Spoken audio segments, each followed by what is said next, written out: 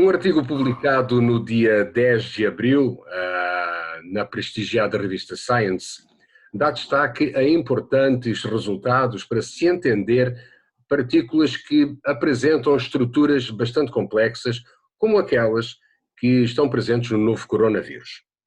Um dos autores desse artigo é o professor André Farias de Moura, docente e pesquisador do Departamento de Química da Universidade Federal de São Carlos, a UFSCar, e que integra o denominado Centro de Desenvolvimento de Materiais Funcionais e que hoje é ele o nosso convidado para bater um papo sobre esta pesquisa importante e vamos saber a importância dela ao longo desta nossa conversa. Professor André, seja bem-vindo e obrigado por estar aqui connosco, por ter aceito este convite quase em cima, quase em última hora, mas foi realmente muito bom você ter aceitado. Agradecemos então.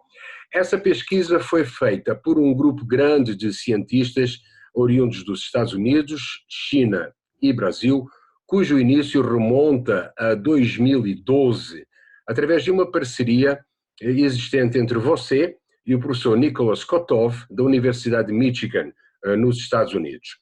Qual era o foco dessa pesquisa? Estamos agora a falar há 8 anos atrás. Qual era o foco?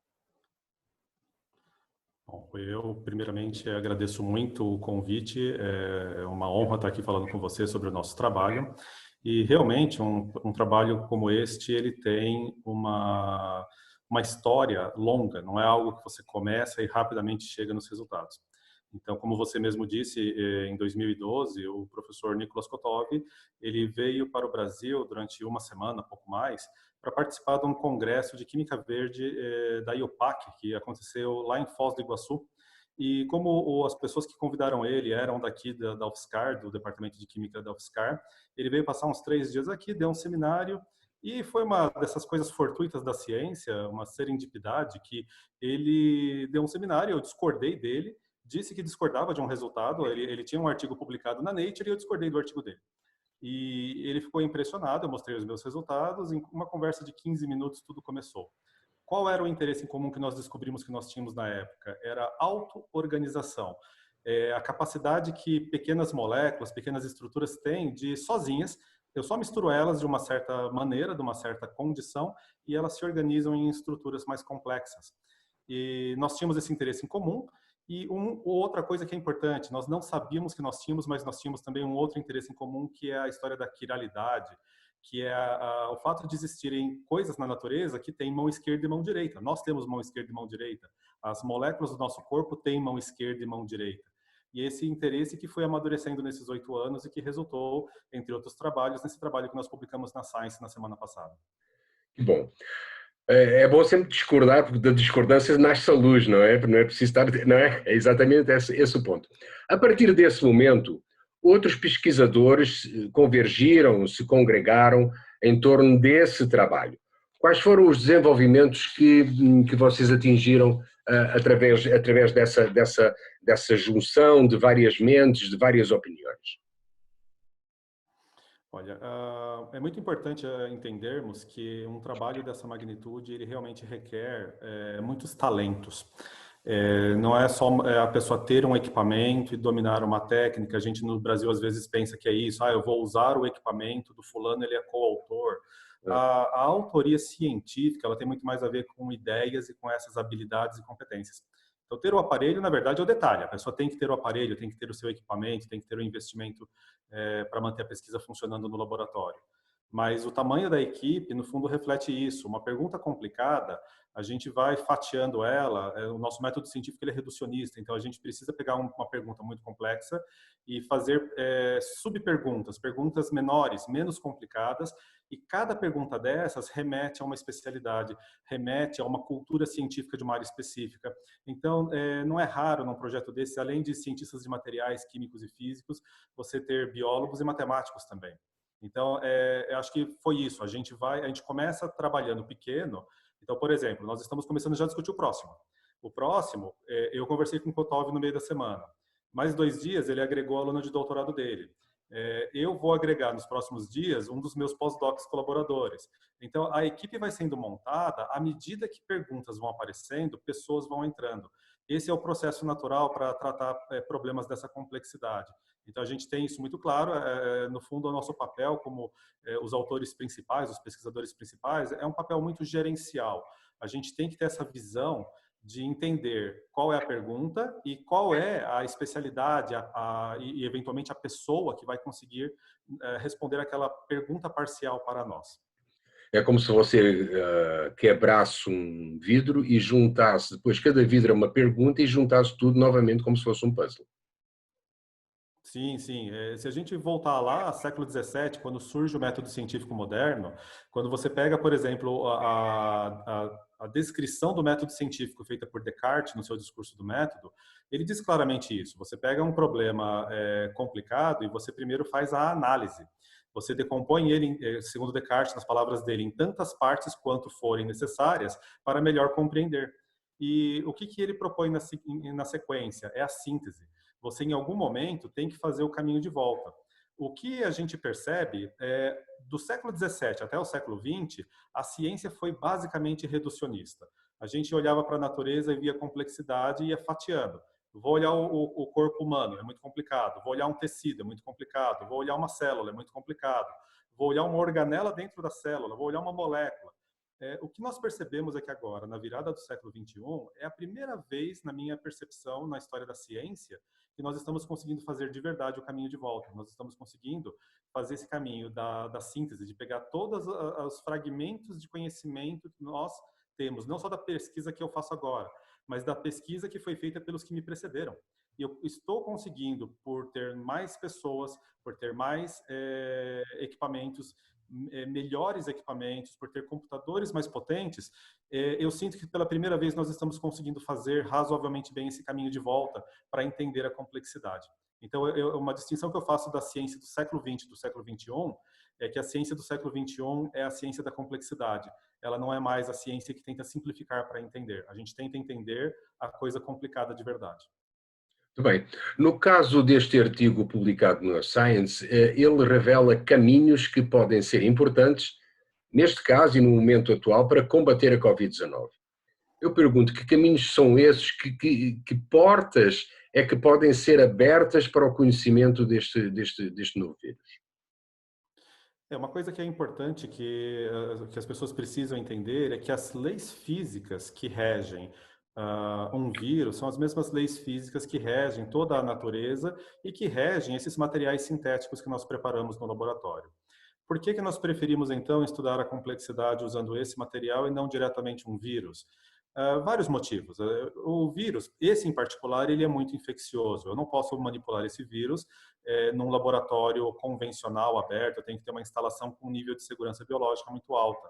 Eu tenho que ter pessoas treinadas. Então, isso foge ao nosso escopo. Além disso, mesmo que eu tivesse uma instalação desse nível, o vírus em si, ele é mutável, ele muda muito rápido no tempo. O vírus, ele não é tão estável estruturalmente para eu colocar no microscópio de transmissão, de tunelamento. Ele seria destruído pelo microscópio, provavelmente. Eu não ia conseguir enxergar as coisas. Então, eu preciso de materiais que eu chamo de sistemas modelo.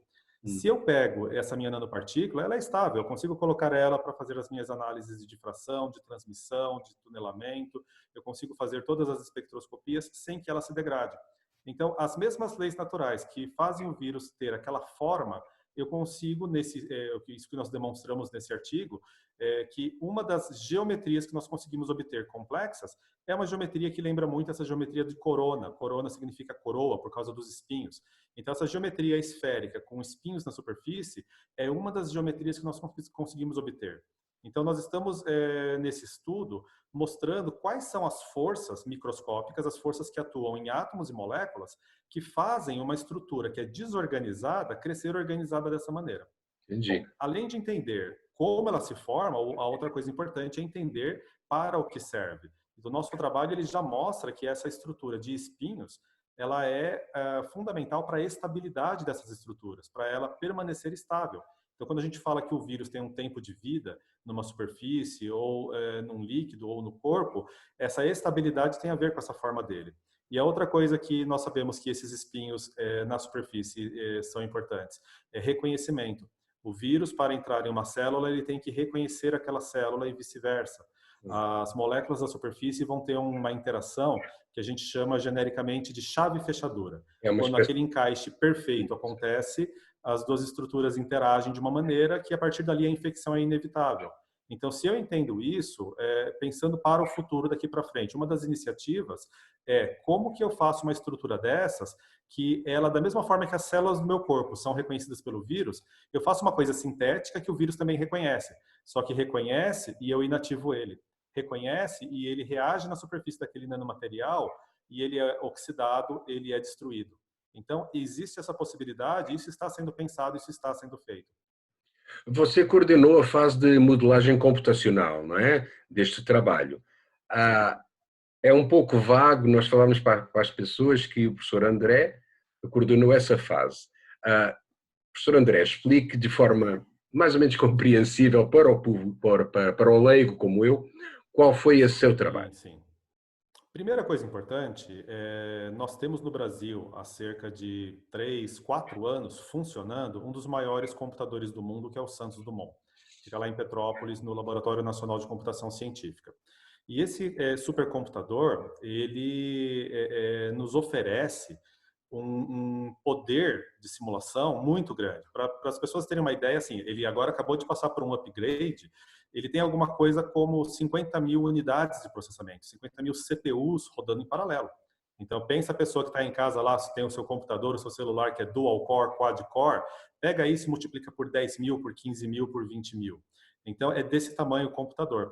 Se eu não tenho um computador desse tamanho, eu não consigo fazer simulações computacionais de coisas complicadas, que é o que eu estava falando antes.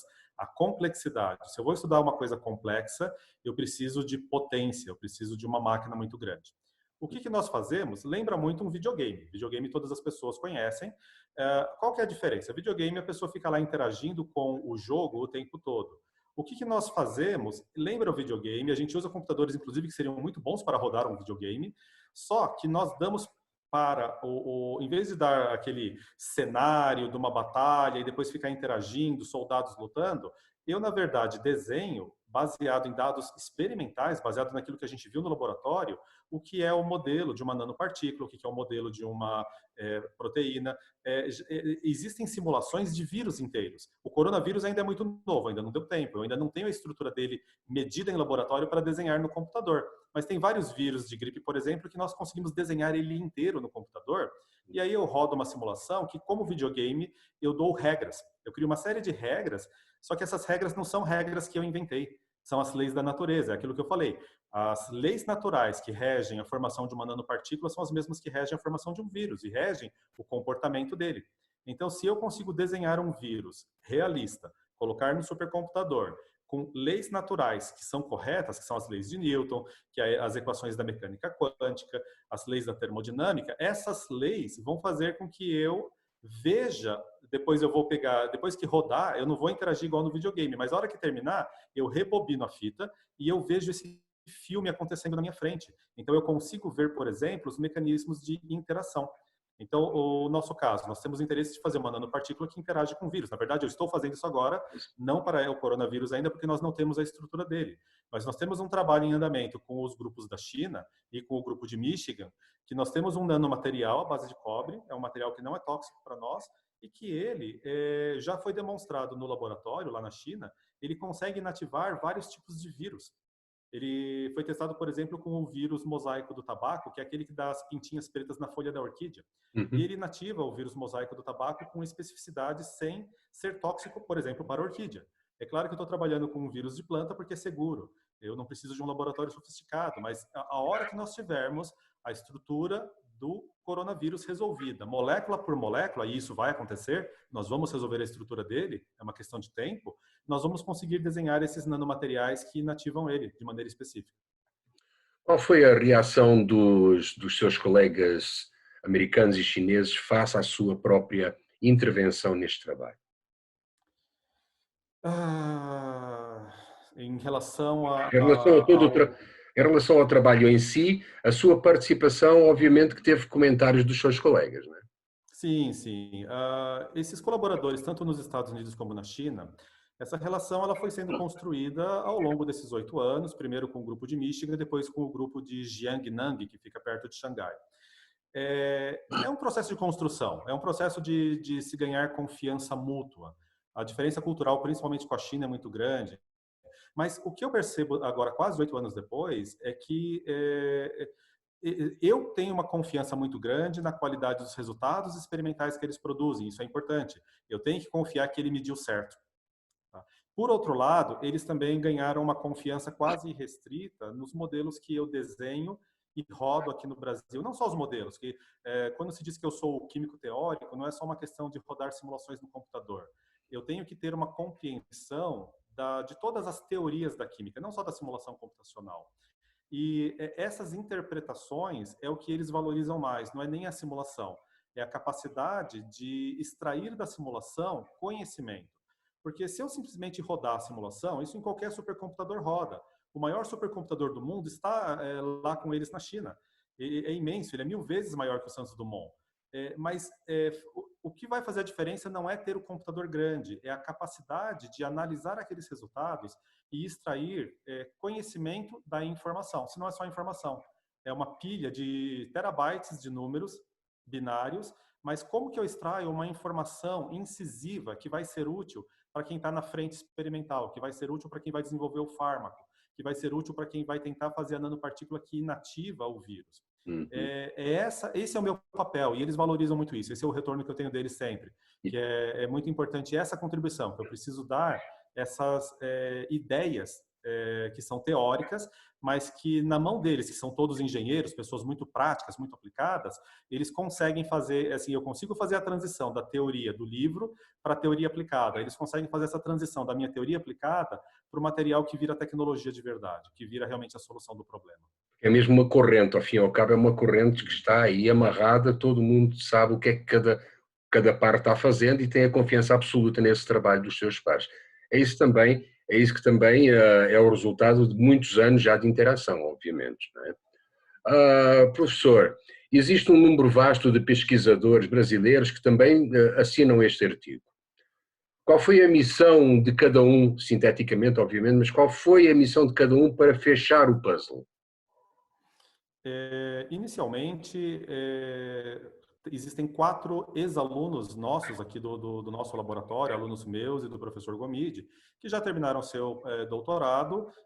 2 deles continuam aqui fazendo pós-doutorado comigo e 2 estão fazendo pós-doutorado, um no Laboratório Nacional de Nanotecnologia em Campinas, outro no Instituto de Química da USP. Eles serem ex-alunos, a questão é que quando eu tenho um problema grande, complicado e que eu preciso de resposta rápida, eu preciso recorrer às pessoas que eu conheço, confio e que eu sei que eles dominam exatamente o que eu preciso que eles dominem. Então, cada um deles trouxe da sua experiência de doutorado e pós-doutorado um aspecto de modelagem, um aspecto de teoria que eles dominam profundamente, são possivelmente no Brasil, cada um deles é o melhor especialista daquele assunto. Então, nós temos essa sorte de estarmos rodeados por esse networking de pessoas que têm uma competência muito grande e nós sabemos que podemos contar com eles. Eles são pessoas muito prontas a abraçar esse tipo de projeto. Eles sabem que vai demorar, que eles vão ter que investir energia e tempo em um projeto que só vai render um artigo dali a 2 anos. Mas eles aceitam isso. E mais recentemente, aí foi também uma grata surpresa, na primeira rodada de revisão do artigo, os revisores questionaram justamente qual era o mecanismo do nosso material interagindo com a luz, que é uma coisa que para nós é muito importante, e a gente fez lá uma série de hipóteses, mas hipóteses sem comprovação geralmente são questionadas em ciência. A discordância, o ceticismo mútuo é a base da ciência. Bom, o que eu fiz então foi agregar o professor Sérgio Muniz aqui do Instituto de Física de São Carlos, que ele é do grupo de fotônica e ele tem o conhecimento, a expertise e os equipamentos, inclusive, para fazer o que precisava ser feito. Então, ele foi fundamental na reta final do trabalho. Ele entrou da primeira para a segunda versão do artigo, mas a contribuição dele, embora pontual, ela foi incisiva e ela abriu uma janela que nós nem sabemos ainda dimensionar o tamanho desse horizonte de pesquisa que se abriu com a contribuição dele. Porque nós vamos conseguir realmente fazer, nas próximas etapas, materiais que a interação deles com a luz, para fazer terapias fotodinâmicas, é algo que a gente chama que é o tailored, aquilo é a roupa do alfaiate, sob medida. Então, nós vamos conseguir, temos uma convicção muito grande disso, nós vamos conseguir fazer, nas próximas etapas, nos desdobramentos, materiais ainda mais específicos, ainda mais eficientes para fazer interação com organismos vivos, com vírus, com tumor, sistema imune, etc. Isso, já temos algumas experimentos em andamento com resultados preliminares muito bons, um artigo até já submetido, mas isso caminha para coisas muito importantes nos próximos 1, 2, 3 anos. Então, trazer essas pessoas para perto, essa equipe coesa e que entende que um trabalho dessa complexidade é um trabalho lento, é um sacrifício pessoal para todo mundo, mas é muito importante ter essas pessoas por perto. Você acaba de me dar o gancho para a próxima pergunta, que é realmente esta. Esse trabalho não vai ficar por aqui. Então, qual vai ser as próximas janelas, os próximos passos para o desenvolvimento desse trabalho tão importante? De uma maneira geral, assim, não só o que eu faço aqui, mas o que é feito em Michigan, o que é feito em Jiangnan, todos nós temos uma coisa em comum, que é um interesse muito grande por aquilo que nós chamamos de biomimético e bioinspirado. Nós olhamos para a natureza como fonte de inspiração para pensar novos materiais. O material funciona porque ele tem uma estrutura específica. Então, nós olhamos para as estruturas da natureza, porque a seleção natural, ela não atua só no organismo grande, ela não seleciona só o animal, a planta macroscópica, mas ela seleciona moléculas ao longo do desenvolvimento daquela espécie. Então, a gente olha para as enzimas e pensa que elas são os catalisadores mais eficientes. A gente olha para o DNA e pensa que o DNA é o jeito mais eficiente que a natureza inventou para armazenar informação. Só que quando eu falo do bioinspirado, eu não vou me restringir ao natural. Eu vou pegar a ideia, o princípio geral do natural, e vou tentar fazer melhor. Então, por exemplo, nós conseguimos fazer essas nanopartículas sintéticas, a complexidade delas é maior do que das partículas naturais. Então, nós conseguimos ir além do que... Porque a natureza, o objetivo dela não é fazer a partícula mais complexa possível, é fazer uma que funciona. O nosso objetivo era fazer a mais complexa possível. Então, eu posso, nesse mundo dos materiais funcionais, inclusive ultrapassar a funcionalidade da molécula natural, do sistema natural. Quais as direções? Toda vez que a gente faz um novo material, seja eu desenhando um teórico e propondo para eles um material que eu pensei, sejam eles indo para a bancada e sintetizando algo que não existe e me perguntando o que eu acho que é a propriedade daquele material. A hora que eles medem ou eu calculo a propriedade do material, nós começamos a pensar as aplicações. E como a gente gosta do bioinspirado, a gente também gosta da aplicação biológica. Nós sabemos pensar esse tipo de problema. Aí nós começamos a olhar para aquele material e pensamos, por exemplo, quando o assunto é doenças, patologias, você tem duas linhas de ataque. Uma delas é você inativar o patógeno, é você matar o vírus, a bactéria, o protozoário, a célula de câncer. Outro é você reforçar as defesas do organismo, é você ativar o sistema imune. Então, nós temos, por exemplo, um que está em análise agora, já foi submetido, que uma nanopartícula de ouro que foi desenhada usando luz como ferramenta, é como se a gente tivesse, pensa uma impressora 3D, só que uma impressora que vai imprimir numa escala de 100 nanômetros de tamanho. É muito, muito menor do que um fio de cabelo, dezenas de milhares de vezes menor do que um fio de cabelo. E a gente consegue desenhar uma nanopartícula de um formato que normalmente ela não teria. E o que foi, assim, é tentativa e erro, mas nós percebemos na bancada de teste biológico, aqui o in vitro e in vivo, que o pessoal fala hoje em dia bastante na mídia, que quando eu coloco na placa de Petri, células do sistema imune, elas crescem mais na presença daquela nanopartícula. Eu consigo ativar as células de defesa do corpo. E isso foi comprovado injetando num rato. Esse rato foi inoculado com uma vacina de gripe, não nenhuma das gripes que a gente está vendo circulando agora, uma gripe já conhecida. E esta vacina, com a nanopartícula, teve um aumento da imunidade. A eficiência da vacina aumentou, então ela foi um agente adjuvante da vacina. Então são direções assim que nós enxergamos. E o fato de ter ocorrido esta pandemia que nós não estávamos prevendo, a gente vem trabalhando já com essa ideia de inativar vírus, de aumentar as defesas do organismo, de facilitar o uso de vacinas, a gente vem trabalhando com isso há anos. O fato de que teve a pandemia agora só torna isso mais importante, mais central. Então, se nós já tínhamos isso como um foco, esse foco agora ele se torna muito mais fixo. É algo que nós realmente vamos começar a olhar cada vez mais. Estamos na reta final deste papo, desta entrevista, digamos assim, mas é um papo, eu acho que é um papo porque não é ping-pong, não é? Professor André, coronavírus, Covid-19, como é que ele surge? Já que estamos falando da natureza, das forças da natureza e de todas as leis físicas, coronavírus aparece assim como? Vírus existem na natureza há milhões de anos, eles fazem parte do nosso ecossistema, eles fazem parte da evolução da biosfera da Terra. Vírus, de uma maneira geral, eles têm uma especificidade por algum hospedeiro. Então, não existe um vírus que infecta todo e qualquer animal, não existe vírus de planta que infecta animal e vice-versa, isso não é comum, você tem certas barreiras. Por quê? Porque justamente, a gente falou dos espinhos do coronavírus. É um mecanismo de reconhecimento. Ele reconhece uma célula específica de um animal específico e é nessa interação que ele consegue infectar aquela célula. Ele precisa disso para se reproduzir. O vírus, ele não é uma forma viva.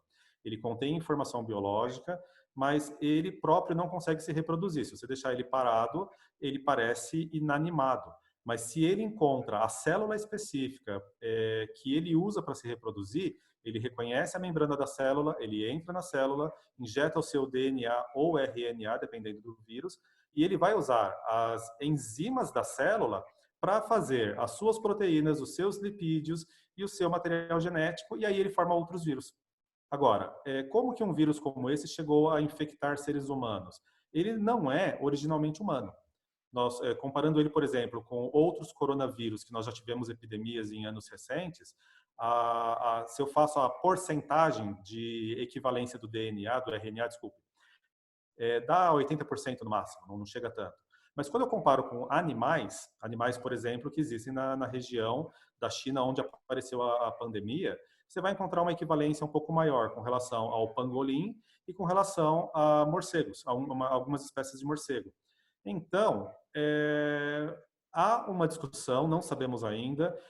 Um desses animais pode ter sido a origem primária, o outro animal, imagina um morcego que se alimentou de um pangolim ou vice-versa. Um animal que se alimentou do vírus do outro, e esse vírus, quando ele se reproduz dentro da célula, ele sofre mutações. Ele não consegue se tornar infeccioso para seres humanos sem essas mutações. As mutações são a base da evolução das espécies. Então, o vírus ele vai produzir milhares de cópias quando ele entra numa célula. Se uma dessas cópias tiver um erro de transcrição, um erro de tradução do DNA, do RNA, dependendo do vírus, isso vai produzir uma cópia defeituosa. O que a seleção natural diz? Se essa cópia defeituosa for do tipo que o defeito deixa ela menos adaptada, simplesmente ela não vai para frente. Mas e se ela for uma cópia que esse defeito, essa mutação genética, a torna mais adaptada? Aí sim, aí você está diante da pandemia. Você tem um vírus que sofreu uma mutação em algum momento, não dá para dizer se ele sofreu mutação dentro do pangolim, do morcego ou de um ser humano que comeu uma carne mal passada de um desses animais. E dentro do ser humano ele sofreu a mutação e se tornou infeccioso para o ser humano. Isso não dá para saber, mas é um processo como esse. Eventualmente nós vamos ter mais peças nesse quebra-cabeça e vamos conseguir mapear melhor a origem dele. O que não invalida dizer que este próprio vírus pode novamente sofrer outra mutação, que pode eventualmente pode sofrer, não é? Por exemplo, aqui no Brasil, rapidamente foi feito o mapeamento genético. Quando nós fizemos o nosso mapeamento genético do vírus que estava circulando há coisa de 1 mês e meio atrás no Brasil, e comparamos com o mapeamento genético feito na China, na Europa, o que nós sabemos é que já tem pelo menos meia dúzia de vírus diferentes que estão circulando pelo mundo. Então, você tem uma regionalidade baseada nessas mutações. Uma mutação que foi bem sucedida e que ela não inativa o vírus, senão a epidemia acaba, mas que ela também não muda drasticamente o padrão da infecção. Então, você não tem essas mudanças, elas são perceptíveis apenas no laboratório. Não é por isso que a pandemia é mais grave num país do que no outro, nos Estados Unidos, do que na China ou na Coreia. Tem muito mais a ver com como cada país está lidando com a pandemia. Mas essas mutações, elas são perceptíveis em laboratório. A gente consegue mapear o DNA dele a parte que faz a infecção não sofreu mutação, ele tem as mesmas características infecciosas, mas nós conseguimos perceber em partes menos importantes do material genético que sim, o vírus está sofrendo mutação, como é sabido. O vírus sofre mutação muito rápido. Professor André, foi um prazer e uma alegria enorme ter trocado estas impressões com você. Eu agradeço imensamente a sua disponibilidade em ter-nos dado estas elucidações, estas explicações, não só sobre o seu trabalho, que está incluído, como nós falámos, no trabalho de um grande grupo de pessoas, mas também a sua disponibilidade em tentar explicar o mais diretamente possível, o mais simplesmente possível, todo este grande puzzle que você está ajudando também a decifrar, e este problema do coronavírus, obviamente você está contribuindo, você e os seus pares estão contribuindo para, pelo menos, para achar o caminho de uma possível solução a médio ou a longo prazo. Professor André, muito obrigado, foi um prazer. Foi um prazer todo meu, é muito importante nós cientistas, vocês jornalistas, divulgadores, essas conversas elas têm que acontecer em geral e no momento de crise mais ainda. É o nosso papel, nós temos que contribuir para educar o máximo possível as pessoas nesse momento. Muito obrigado, André. Um grande abraço.